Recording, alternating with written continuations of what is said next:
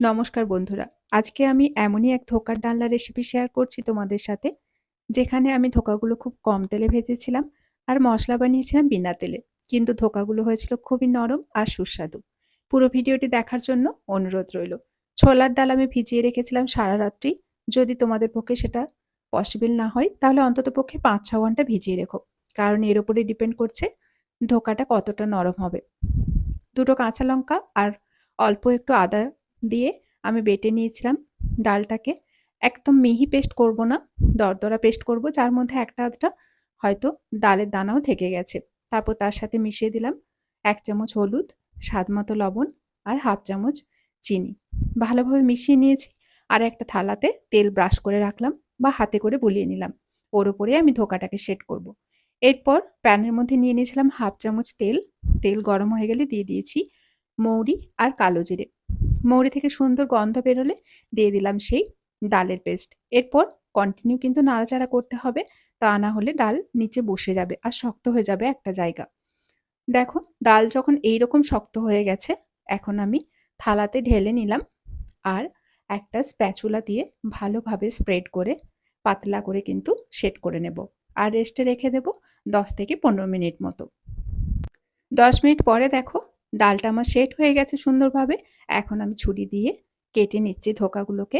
আমি বরফি শেপে কাটছি, কারণ ধোকার ডালনা বরফি শেপেই হয়।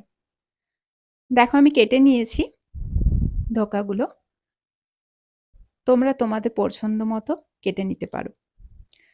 দেখো শেপগুলো কত সুন্দর হয়েছে। এরপর ধোকাগুলো আমি ভেজে নেব। তার জন্য প্যানের মধ্যে নিয়ে নিচ্ছি ২ চামচ তেল আর একটা করে ধোকা আমি কিন্তু এর মধ্যে দিয়ে দেব ভেজে নেবার জন্য। যখন একদিক হয়ে যাবে তখন উল্টে দেব আরেক দিক। এইভাবেই আমি কিন্তু সব ধোকাগুলোকে ভেজে নিয়েছি। ধোকাগুলো এখন আমার সুন্দরভাবে ভাজা হয়ে গেছে। এইগুলো কিন্তু তোমরা এমনিই খেতে পারো ভাতের সাথে। যেমন আমরা কলাইয়ের বড়া খাই সেইরকম। ২ টো পেস্ট বানিয়ে নিচ্ছি। ১ম এ বানিয়ে নিয়েছি আমি কাঁচা লঙ্কা, আদা আর টমেটোর পেস্ট। এখন বানিয়ে নিচ্ছি পোস্ত, আমন্ড আর নারকেলের পেস্ট। সেকেন্ড ব্যাচটা আমার সুন্দরভাবে ভাজা হয়ে গেছে। এখন আমি ভেজে নেব আলুগুলো। তোমরা চাইলে শুধু কিন্তু ধোকার ডালনাও করতে পারো। আমি যেহেতু আলু দিচ্ছি তাই আলুটাও ভেজে নিচ্ছি। ১/২ চামচেরও কম তেল দিয়েছিলাম। তেল গরম হলে দিয়ে দিলাম নুন, হলুদ মাখিয়ে রাখা আলুগুলো। ঢাকনা দিয়ে আমি কিন্তু নেড়ে চেড়ে প্রায় ২ মিনিট ধরে আলুগুলো ভেজে নিয়েছি। দেখো আলুগুলো এখন আমার ভালোভাবে ভাজা হয়ে গেছে। এখন আমি নামিয়ে নিলাম। ওই প্যানের মধ্যে দিয়ে দিচ্ছি ফোড়ন, গোটা জিরে আর এলাচ, লবঙ্গ, দারচিনি। আমি মশলাতে কোনো রকম তেল ব্যবহার করছি না। যেহেতু আমি অলরেডি অনেক তেল ব্যবহার করে নিয়েছি। ধোকা ভেজেছি, আলু ভেজেছি। তো আমি নরমালি চেষ্টা করি প্রত্যেকটা রান্নাতেই কোনোভাবেই ২ থেকে ২.৫ চামচের বেশি তেল না দিতে। তাই সেটা অলরেডি আমি ইউজ করে নিয়েছি। তাই আমি কিন্তু মশলাটা বিনা তেলেই করছি। দিয়ে দিয়েছিলাম আদা, কাঁচা লঙ্কা, টমেটোর পেস্ট। ঢাকনা দিয়ে প্রায় ২-৩ মিনিট ধরে আমি কিন্তু কষিয়ে নিয়েছি। তারপর দিয়ে দিলাম ১ চামচ হলুদ, ১ চামচ জিরে, ১ চামচ ধনে আর ১/২ চামচ লঙ্কার গুঁড়ো। অল্প জল দিয়ে দিলাম। তারপর মশলাটাকে ভালোভাবে নেড়েচেড়ে নিয়ে ঢাকনা দিয়ে আমি কিন্তু মশলাটা আবারও কষিয়ে নিয়েছিলাম ২-৩ মিনিট মতো।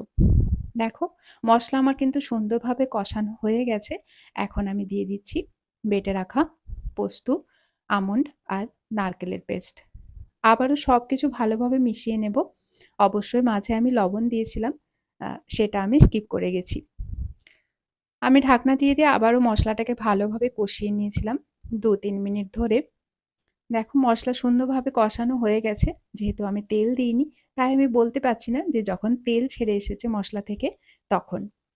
মশলা আমার ভালোভাবে কষানো হয়ে গেছিল। এখন আমি দিয়ে দিলাম ভেজে রাখা আলু। আলুও ভালোভাবে মশলার সাথে মিশিয়ে নিয়ে আমি কিন্তু দিয়ে দিচ্ছি পরিমাণ মতো জল। এখানে একটু আমি বেশি পরিমাণেই জল দিলাম, যেহেতু ধোকাগুলো কিন্তু জল টানবে। এবার জাস্ট ঢাকনা দিয়ে ফুটে ওঠার অপেক্ষা।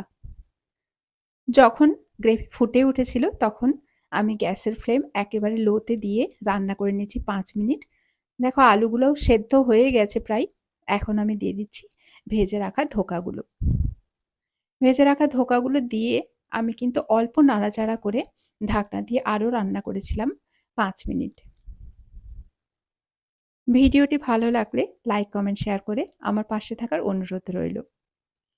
৫ মিনিট রান্না করে নিয়েছিলাম। এরপর দিয়ে দিলাম অল্প পরিমাণে কস্তুরি মেথি।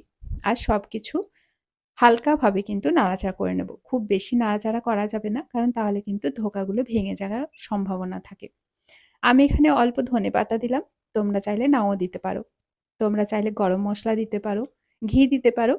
আমি যেহেতু তেল, ঘি এগুলোর থেকে একটু দূরে থাকতে চাই, তাই আর দিলাম না। খুবই ভালো হয়েছিল কিন্তু ধোকাটা খেতে। ভাত, রুটি, পরোটা সবের সাথেই কিন্তু দারুণ লাগে খেতে। অবশ্যই কমেন্টের মাধ্যমে জানিও কেমন লাগলো তোমাদের।